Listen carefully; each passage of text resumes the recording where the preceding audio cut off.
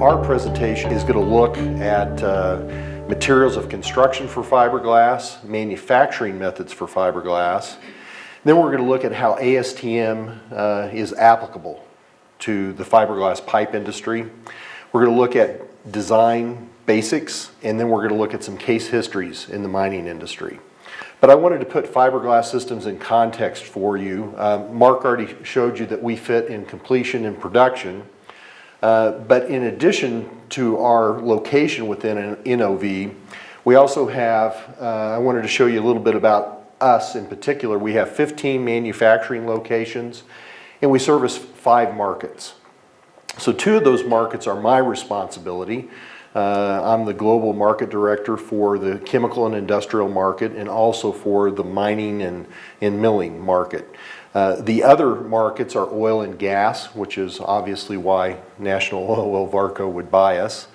And then marine offshore, which is very attractive in part of that package. We provide a lot of pipe into the marine offshore sector.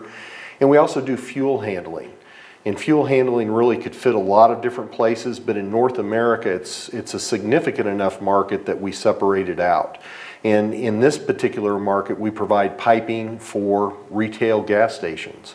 And so most of the gas stations that you'll go to in America, a majority of them will have our product, dispensing gas essentially from the tanks to the dispensers. So let's get into fiberglass pipe. What is fiberglass pipe? And this is a really broad overview of the product line.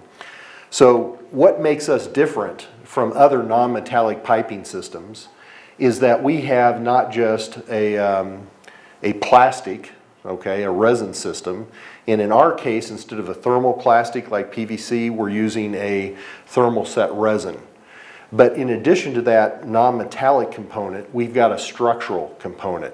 And so if you think about it, HDPE or PVC, they don't commonly come with a structural component.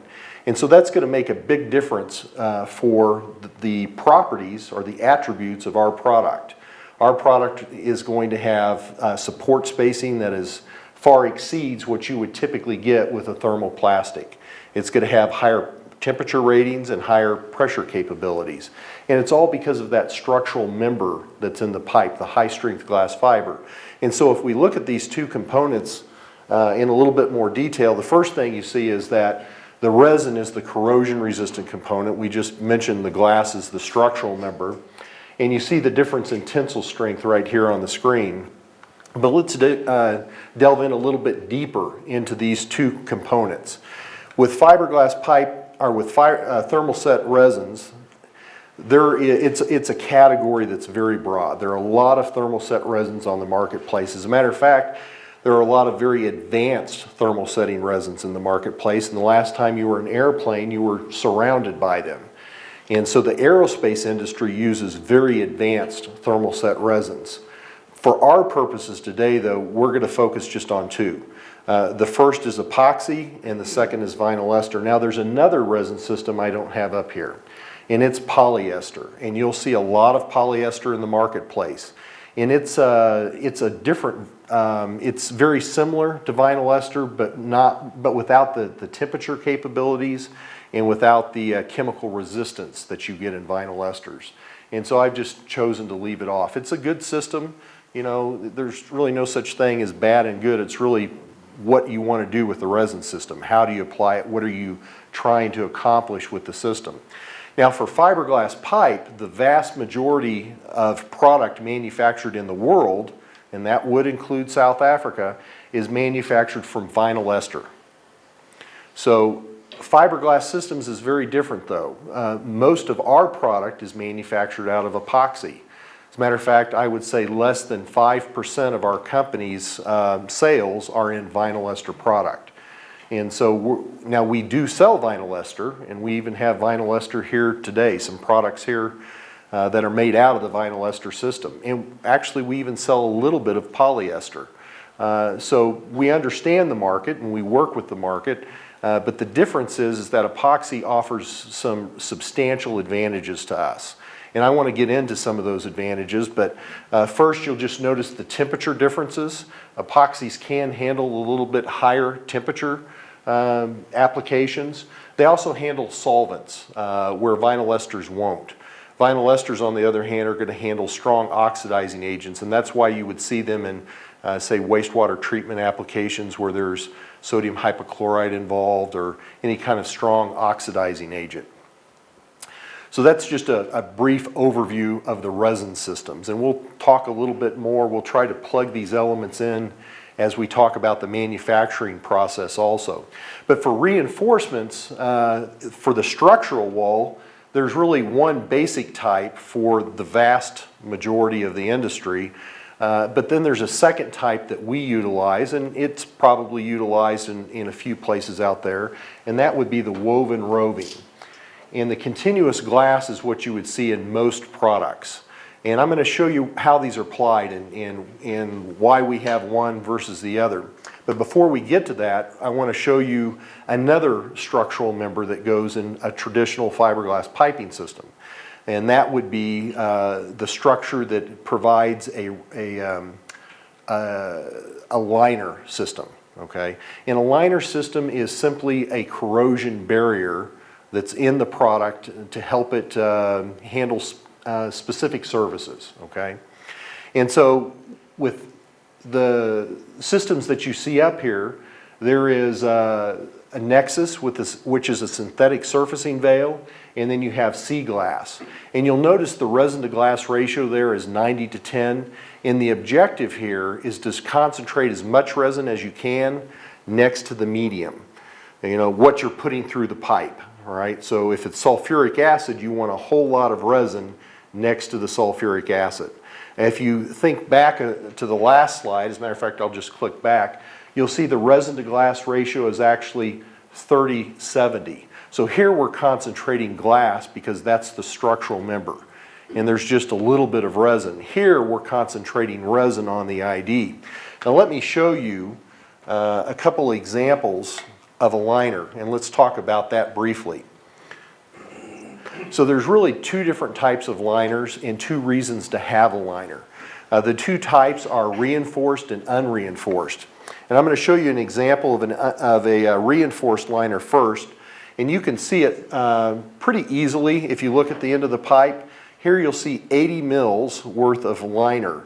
And the liner is, again, this Nexus material for us, and the reason we use Nexus is because it's really easy to manufacture a pipe by machine, and some pipe is made by hand, but for us we want to use this product because it makes it easier to machine make it.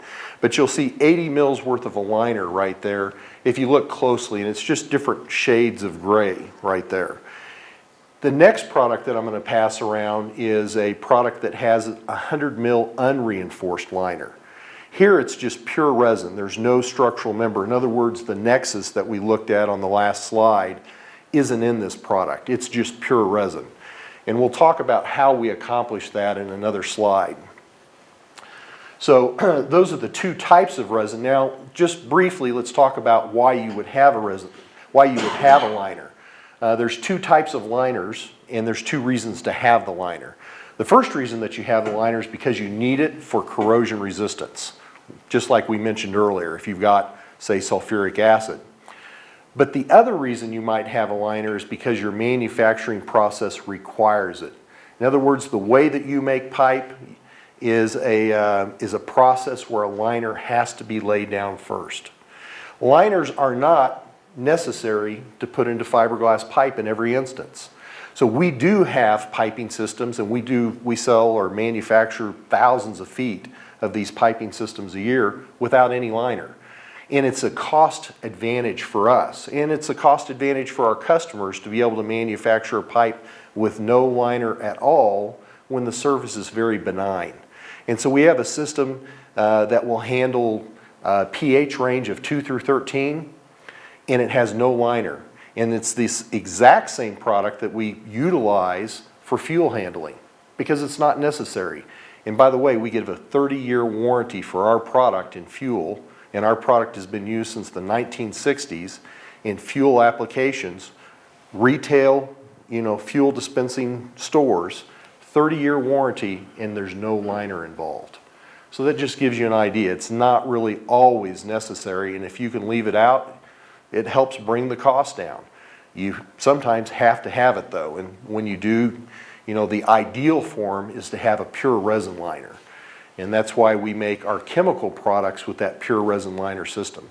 The machine-made method for fiberglass pipe, there's really two primary methods.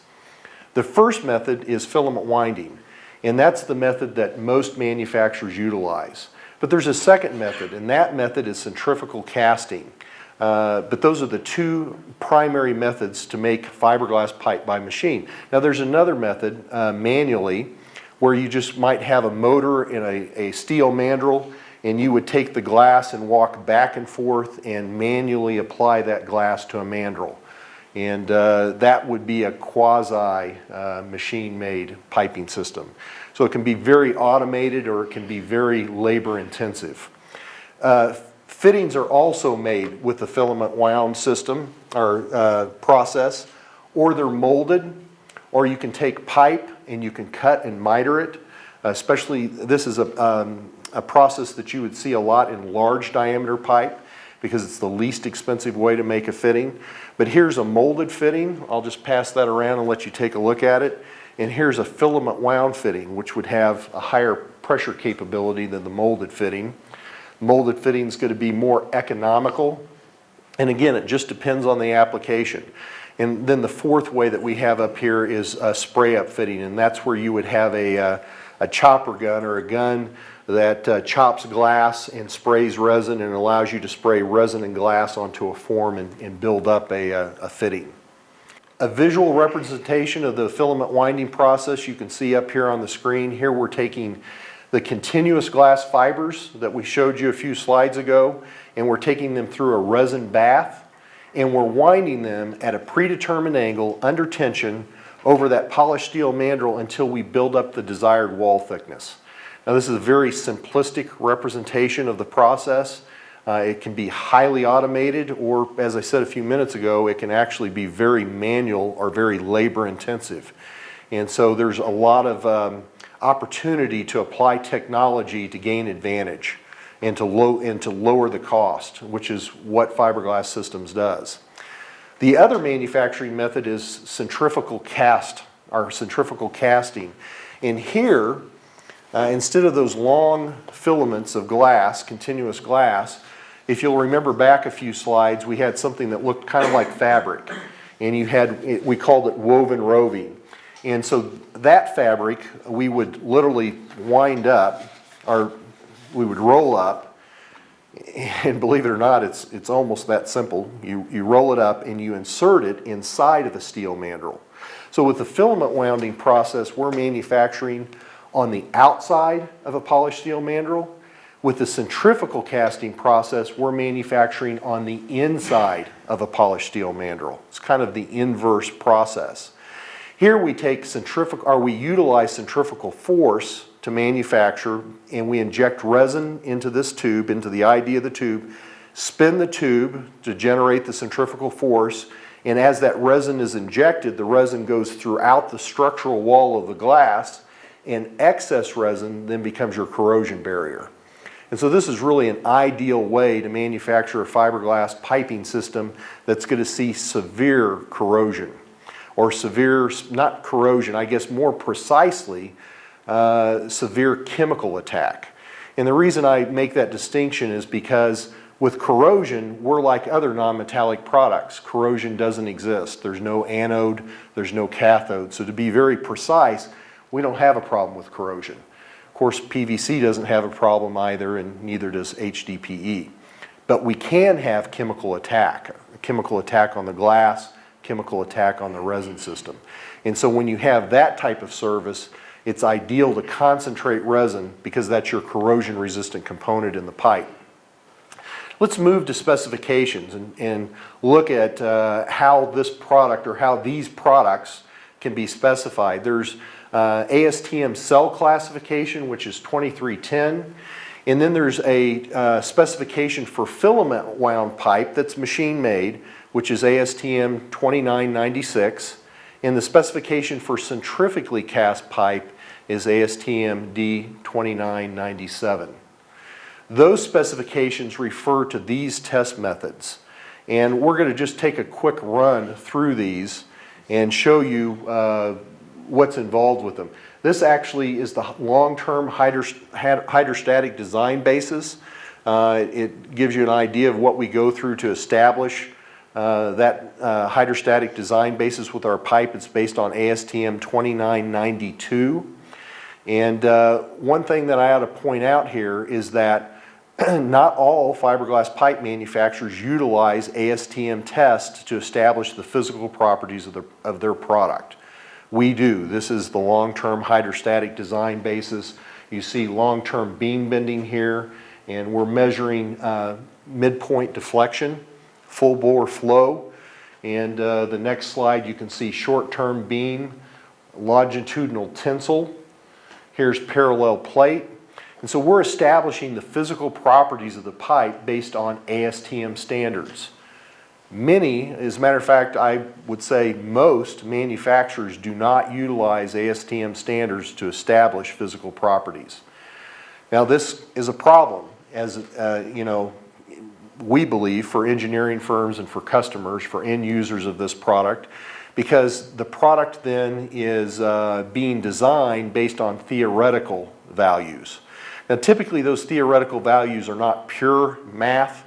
They will manufacture a flat laminate. In other words, the geometry is different. Instead of a tubular product, it's just a flat laminate, and they'll test that flat laminate and obtain certain physical properties and then extrapolate those to the geometries that they're utilizing.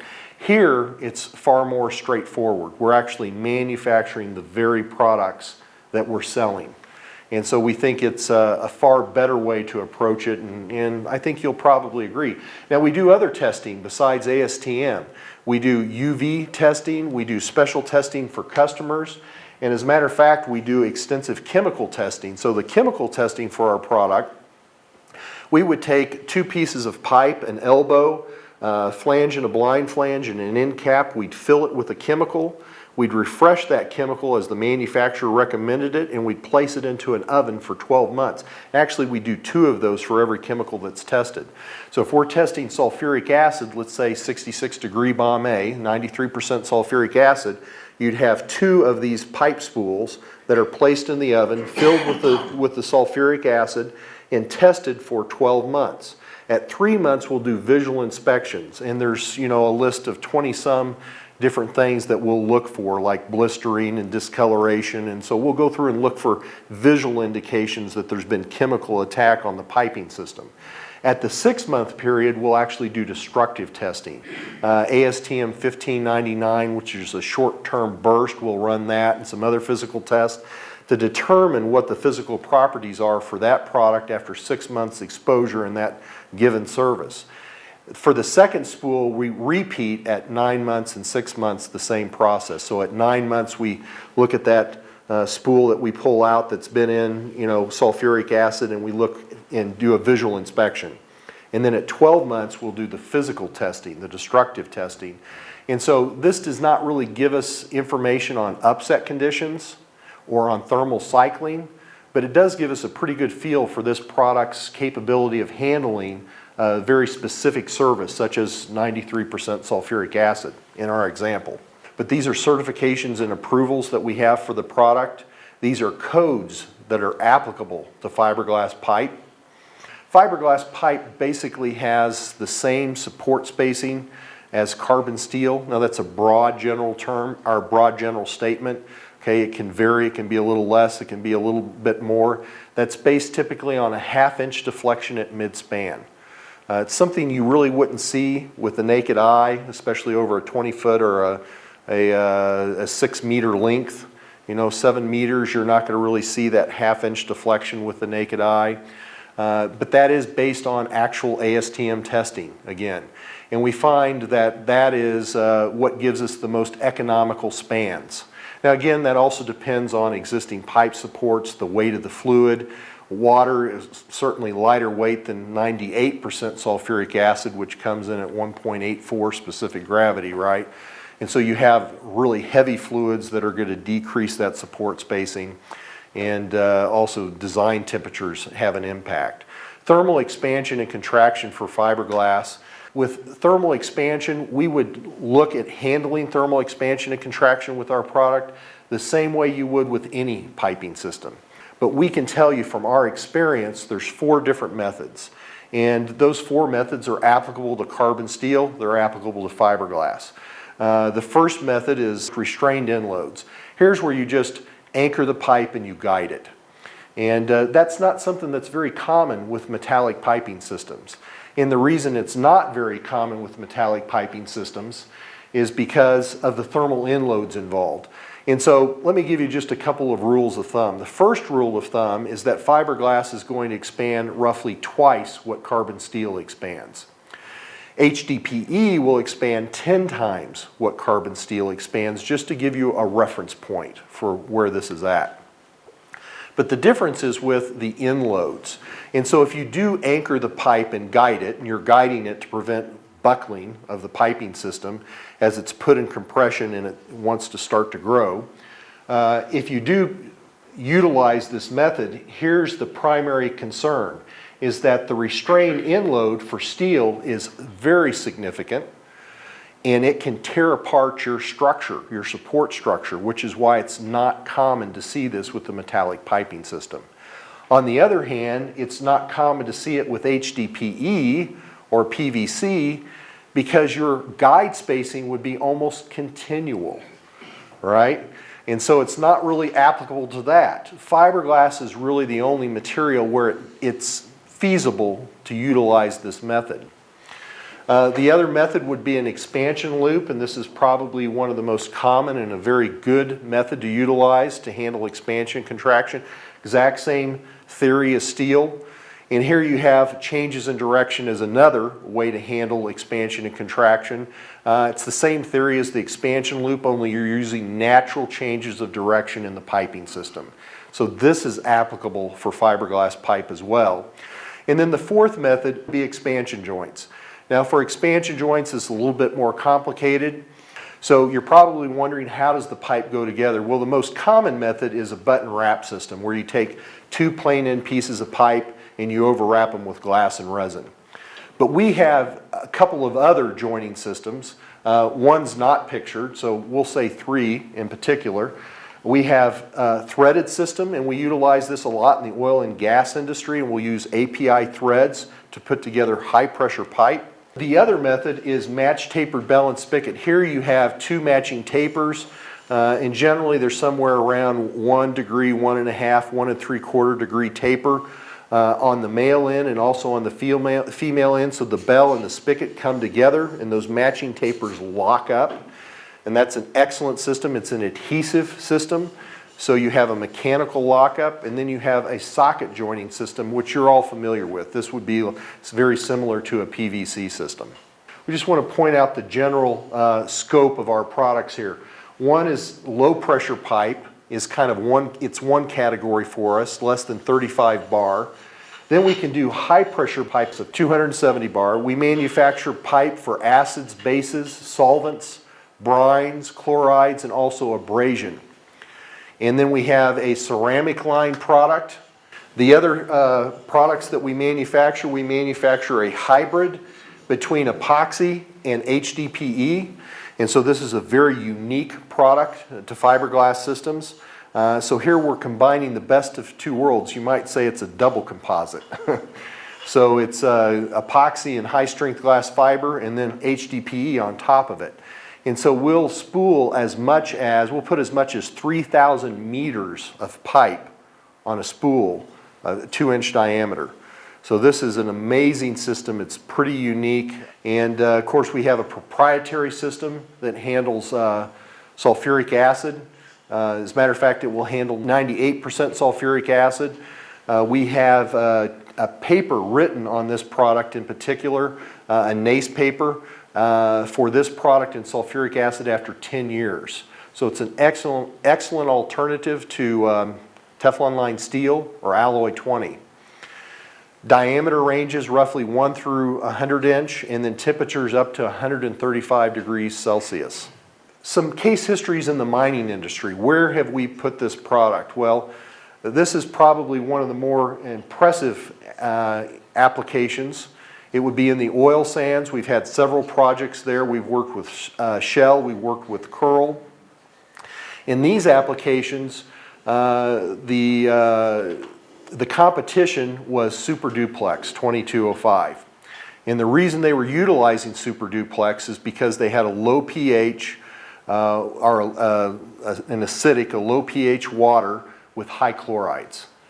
And it was a very nasty service, around 93 degrees Celsius. And the problem is the duplex had already failed once, but they were looking at it again because there weren't too many other options. And you know that happens quite a bit in industry. As a matter of fact, I just spoke with a ConocoPhillips engineer yesterday who told me that they replace carbon steel every 7 years in a particular application because they have such a hard time finding an alternative material. This is essentially the same situation here, except for we presented them with fiberglass pipe as an alternative, and it made a whole lot of sense because, as you can see, the price is a substantial advantage, and so this got their attention. Major difference between the price of our product versus the duplex. Here was the problem that the duplex had. The critical pitting temperature and the critical crevice corrosion temperature in ferric chloride, or specifically in high chloride services, the temperatures are pretty darn low. Remember, this is a 93C application. In Super Duplex, the 2205, the critical crevice corrosion temperature is only 20 degrees Celsius. And the critical pitting temperature is 49 degrees Celsius. In other words, it explains, it's pretty obvious why the pipe had failed in the past. They had crevice corrosion at the joints, at the welds, okay? And the piping system failed.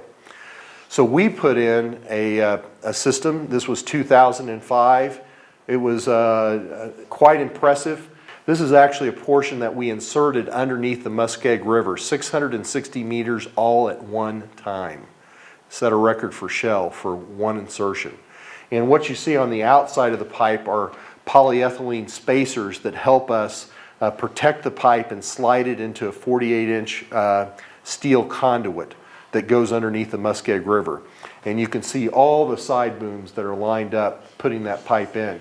So 14 bar service, 7 bar surge pressure. We did bonder certification to ASME B31.3, and we used 31.3 service factors for the design of the pipe. This is a good overview. 12 kilometers of pipe, 900 field joints with no leaks, 5 kilometers of the 10-inch, and you can see the issues there. So we, of course, after finishing that project, started another one because word began to spread, and we're now doing an ongoing project with Curl.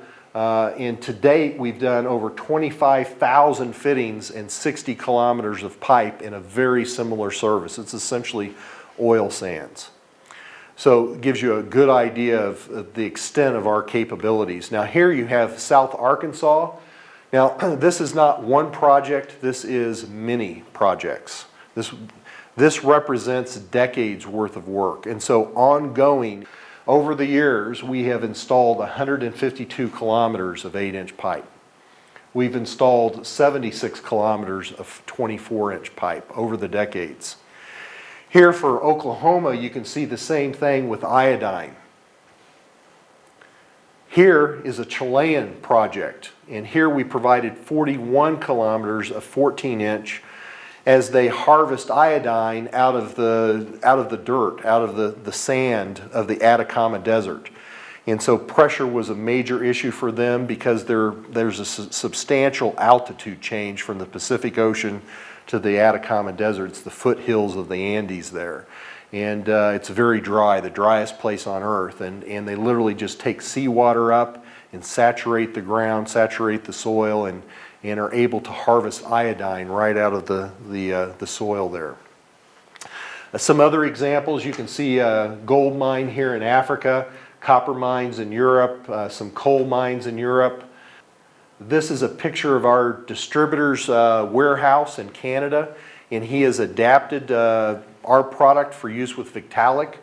Our Victalic couplings. We have Victalic adapters that you can put on the pipe, but he essentially machined the end of our fittings to accept a Victalic coupling as well. He's used these for dewatering in potash mines. Potash is a fantastic, our potash mines are a fantastic place to put fiberglass piping systems. And here what we did is we designed a system with a lower pressure pipe at the top of the mine as you're dewatering, the higher pressure system at the bottom of the mine to help save the customer money. And so those are the types of solutions that we can look at. Here's a salt mine in a process plant where we've had product installed since the 70s, and this is actually the product that comes out. I'm going to pass this around. It's a little dirty, but wash up afterwards maybe. So the customers had this installed since the 1970s. For a short period of time, they decided they might try carbon steel. I don't know why, and they don't know why now either. But after 3 years, the ID had been restricted to 3 inches, and so they removed the pipe and went back with our product. Chemical applications, fantastic place to put our product within the mining industry.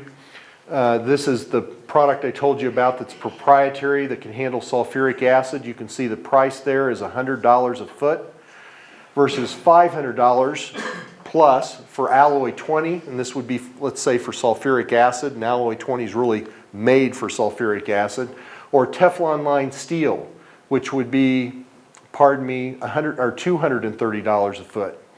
And here's the product actually in sulfuric acid service. In this particular pipe on the top there, this is it, and this is one of the samples that we ran the NACE test on. So this is the Z-Core product after 10 years in 93% sulfuric acid. And you can see similar applications for one of the largest copper mines in the world there, Kennecott, where we're using it for sulfuric and hydrochloric. We use it for electrolyte and loaded organic. It's amazing where you see HDP in the mining industry, all over the world, not just here in South Africa. It's all over the world. And it's a good product, right? There are places HDP is the right choice, but there are a lot of places it's not the right choice. And because it works well one place, it just gets installed everywhere. And this is one of the places it shouldn't have been installed. This is a copper mine, and they put it in loaded organic, which is essentially kerosene. And kerosene and HDP don't go well together. As a matter of fact, they're trying to ground the product, you can see with wires on these metal flanges, and didn't work too well. We can ground our product. We manufacture a product that has carbon filaments in it, so we can make the product conductive. We use it in the offshore industry, and we can apply it here. Flow comparison between our product and carbon steel. You can see carbon steel brand new, and here's the absolute roughness in the ID, and what you'll notice is that our ID is larger than carbon steel, and so you automatically get a greater flow, a greater volume through our product. Then as the steel corrodes, here's light corrosion and heavy corrosion with pitting, you can see that the absolute roughness changes substantially, it drops, compared to a constant absolute roughness for our product here on the graph. And you can see the resulting pressure loss as the product corrodes versus the constant pressure loss through our product. And so this is an ideal product, especially that unlined epoxy that I told you about earlier that's very inexpensive. Ideal product to use as an alternative to carbon steel in places like cooling towers. Cooling towers are the unsung hero of any industry because they remove all that heat that's generated in whatever the manufacturing process is, and without them, often your manufacturing process is in jeopardy if you can't remove the heat. And we know that cooling towers are corrosion machines, and so this is an excellent place to look at putting the product. The product that I mentioned earlier that we would get into, the FiberSpar, the hybrid, here are a few details on the product. It has HDP on the outside, HDP on the inside, and sandwiched in between is the epoxy and glass fiber reinforcement. Diameters 2.5 through 6.5.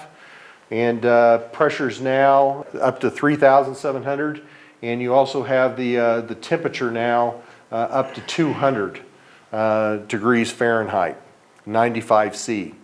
And as we mentioned, this comes in spools, 2.5 inch diameter pipe, 9,000 feet or 3,000 meters would go on one spool. And so, and of course it's higher pressure product on top of it. So this is an excellent product for a number of applications. And think about the advantage you would have of not having a joint for 3,000 feet. We mentioned the ceramic line product briefly. We do high alumina ceramic tiles on the inside of fittings, or where the abrasion takes place is with the change of direction. And then with the pipe, they're high alumina ceramic beads.